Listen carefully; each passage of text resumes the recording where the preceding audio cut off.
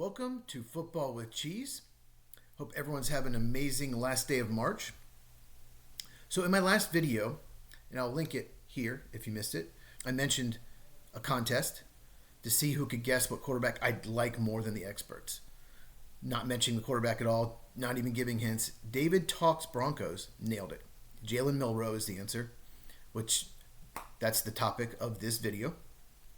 If you have not subscribed to David Talks Broncos, I'll link it in the description for Broncos fans or just NFL fans. It's a great channel.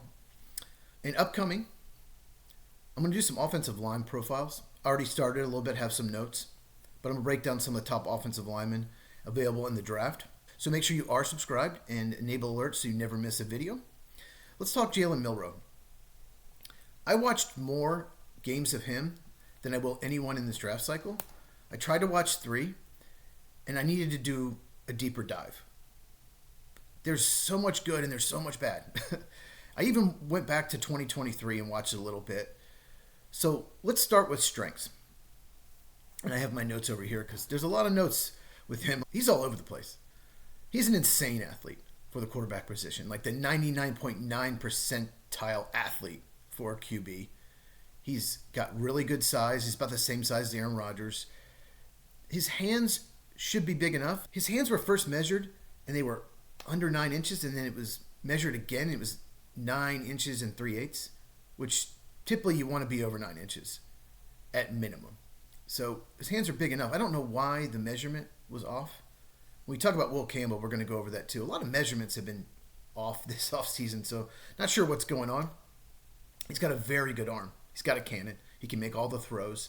He's got a quick release. He's got zip on the throw as well. Gets rid of it quick. It's so important in the NFL. And not only is he a terrific scrambler, he ran a 4.40 40 time. Might have been a 4.39. It was 4.39, basically the same. That's insane for a quarterback. He could probably play running back in the NFL. He's built like it. And he has the size and speed. Against LSU, he ran for 185 yards and 4 touchdowns as a quarterback. And they whooped LSU, a game that was supposed to be close. I thought it'd be a good game, and it was not. LSU got shredded. Even if he's a backup, you can find ways to use him. Because of the speed, you can use him on jet sweeps, reverses, and he can even throw the ball or run. He can look downfield. If he sees an open receiver, throw it. If not, he can just run.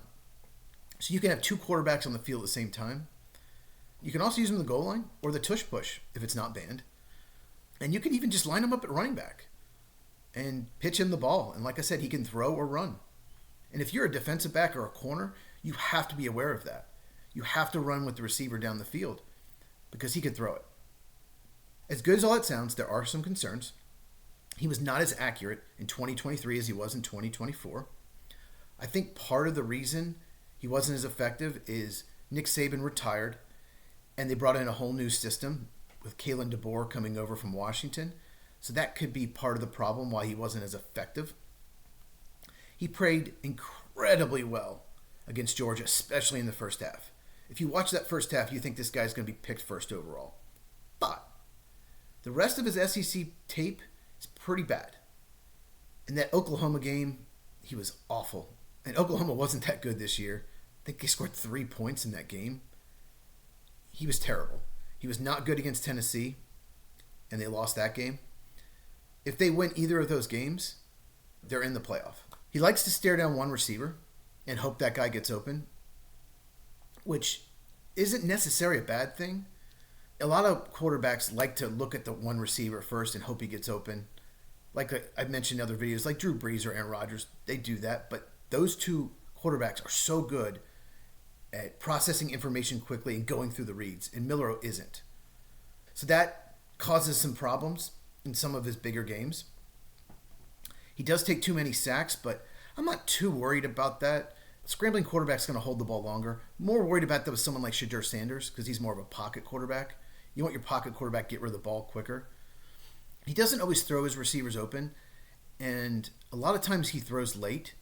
What I mean by that, let's just say, for example, his receivers run a dig route, which, if you don't know what that is, it's also called an in route. You're basically running down the field like you're running a fly, like you're going deep, and then you cut in the middle of the field. You just stop and cut across the middle. What I like to see Milroe do is, as soon as the guy stops, throw the ball. What he likes to do a lot of times, and gets him in trouble, is he waits for the guy to run the route, and then he sees him open, and then he throws the ball. And just because he's got a great arm and he gets rid of it quick, it still causes more incompletions than it should. Because the ball arrives late sometimes, it can give the defensive back time to bat it down, to recover.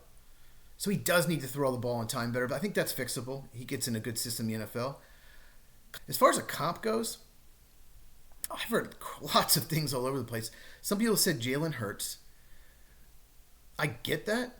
Maybe in that he's probably going late second to third round. Like Jalen Hurts went late second. But Jalen Hurts was a better passer coming out. And Miller's even faster. They're both really good scrambling. But you're really comparing him to a Super Bowl MVP this past year? I don't love that comp as much, but I get it. Other comps, I saw Cordell Stewart. I get that as well. Big arm quarterback, great athlete. But Cordell Stewart played receiver as well. Milroe, if he's going to play another position, it's running back. I saw Hendon Hooker, who was a third-round pick in 2023. I understand that as well. Real athletic quarterback, needs some development, so went in the third round. And that's where Milroe could go. I'm thinking more Malik Willis, but with a higher ceiling. I even heard Antonio Richardson, who was the fourth overall pick in 2023, the Colts. I think he's a better prospect than Richardson, actually. Richardson was the freak, 6'5", 230, unbelievable athlete, cannon arm, even better than Milroe. Like, even better tools, if that's possible. Probably the best tools any quarterback's ever had at the combine. But he's not a good passer, and he's wildly inconsistent, and he struggled this past year for the Colts. I think Milroe has a much higher floor than Richardson. I think he's a little bit better prospect. Richardson probably should have gone in the third round, but the Colts fell in love with his tools. So what kind of offense does Jalen Milroe need to be in? It's got to be built around him. He is not someone like Patrick Mahomes or Josh Allen can fit any scheme. It's got to be a run-first offense like Baltimore's, for example, where you have a great running game. You have to run a lot of read options, a lot of play action, have him roll out a lot on the play action where he can throw or run. And you need an elite top 10 receiver because Milroe loves to stare down the number one receiver, someone who can get open quickly. So that's the style of offense he needs. He's not going to fit every scheme. So where will he go? I think he could go in the second round, probably third round. If he's there in the fourth round, I would run to the table. Some team fits. Maybe the Pittsburgh Steelers. Let's sign Aaron Rodgers to a 2-year deal. See if he plays for 2 years. Let Milroe sit. Learn from Rodgers. And maybe by year 3, he's developed into a better passer, more accurate. Because the ceiling is insanely high for Milroe. His ceiling is higher than any quarterback in this draft. He has a higher ceiling than Ward, a higher ceiling than Sanders. Doesn't mean he'll hit it. Probably won't, but even if he doesn't, I think he's going to be a good backup because of his scrambling ability, because of his athleticism. He can fill in for a few games if you need him to. Let him be the third-string quarterback behind Rodgers and Mason Rudolph for a couple years, and then see what you got. And Steelers, if he doesn't develop, then just draft a quarterback.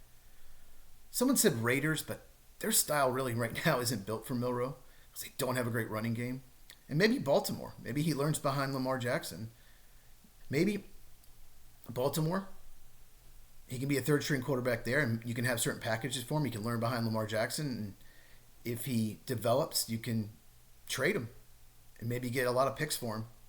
So, anyway, what do you think about Jalen Milroe in the comments down below? He's definitely going to be my number 3 quarterback, I'll tell you right now, in this draft. I think he's going to make my top 50. That's just a guess. We'll see. But I love his upside, and there's tools to work with. And I've seen some amazing throws. I'm going to link his throw in the description against Auburn in 2023. It was 4th and goal from the 31. And that throw in the back corner of the end zone was incredible. Isaiah Bond caught it. One of the craziest plays you'll ever see in a rivalry game, Auburn, Alabama. What a perfect throw. So there's a lot to love, and there's some things that not so much. But he's worth a 3rd-round pick because you can use him in other ways besides quarterback. So, like this video. Share with anyone who loves football. Subscribe if you have not. check these out. Lots more draft stuff coming, and I will see you in the next video.